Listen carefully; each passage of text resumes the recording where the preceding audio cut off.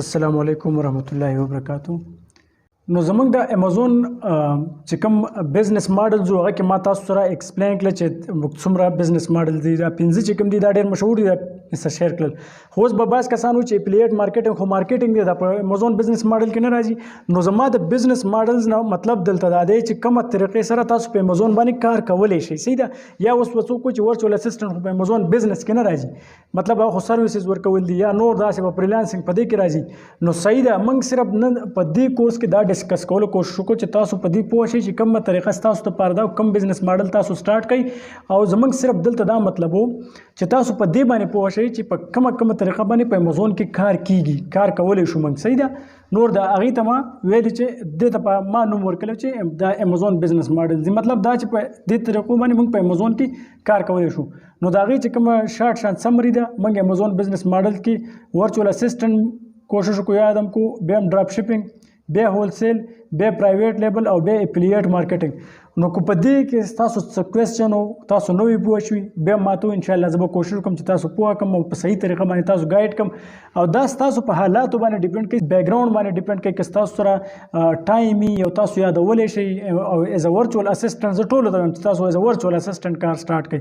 مطلب دا دی چې مختلف ټاپکس یاد کړئ، شپمنټ پلان یاد کړئ، لیست کریشن یاد کړئ، دا شانته پروډکټ هنټینګ یاد کړئ. او د هغې نه پس بیا تاسو سره پیسې راشي او لږ ډېر تاسو بیا مخکې انویسټمنټ کولی شئ. نو تاسو ډراپ شپینګ به سٹارټ کړئ، هول سیل سٹارټ کړئ، پرایویټ لیبل سٹارټ کړئ او افیلیټ مارکیټینګ هم تاسو ته ایکسپلین کو چې هغه په کومه طریقه باندې تاسو کولی شئ.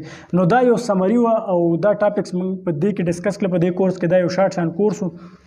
امید ساتم چې دې به تاسو ته یو ډایرکشن درکلی چې تاسو ته په امیزون کې تاسو ډیر زیات کنفیوز وئ چې دا بزنس ماډل څه ته وایي، دا څنګه کېږي او څه ریکوایرمنټ دي. نو ډیر زیات کوېسچنز به ستاسو د دې باره کې راتلل. ما ځکه په دې باندې کوشش وکړو چې ستاسو لپاره یو شارټ شان کورس تیار شي. او بیا مخکې چې څومره موږ نیکسټ ځو او چېرته زموږ لیکچرز راځي یا کورسز راځي، نو هغه به موږ په دې باندې چې څنګه به شپمنټ پلان جوړو، به موږ هغه پریکټیکل کوو، څنګه به موږ پروډکټ هنټینګ کوو. نو دغه تاسو د ایز ا ورچوال اسسټنټ لپاره دغه شارټ کورسز یادولی شئ او په هغه باندې خپل کار سٹارټ کولی شئ تاسو. او دا بزنس ماډل چې کوم دی په دا ستاسو په حالات ډیپینډ کوي. که ستاسو سره پیسې سیوایي نو تاسو پرایویټ لیبل سٹارټ کوئ، که کمې دي سره هول سیل سٹارټ کوئ، که دومره پیسې دي سره چې تاسو په هغه خپل هغه ډراپ شپینګ کې چې ما کوم سایکل ویلې چې امیزون څنګه کار کوي نو هغه سٹارټ کوي. که پیسې سره نه تاسو ایز ا ورچوال اسسټنټ کار سٹارټ کوي، که نه تاسو د امیزون هیڅ هم یادول نه غواړئ او تاسو سره پیج وي، ویب سایټ د سره او تاسو په هغه باندې کار کوئ، نو تاسو په افیلیټ مارکیټینګ کې ډېر زیات اپورچونټیز دي او تاسو په اسانۍ سره په دې باندې کار کولی شئ.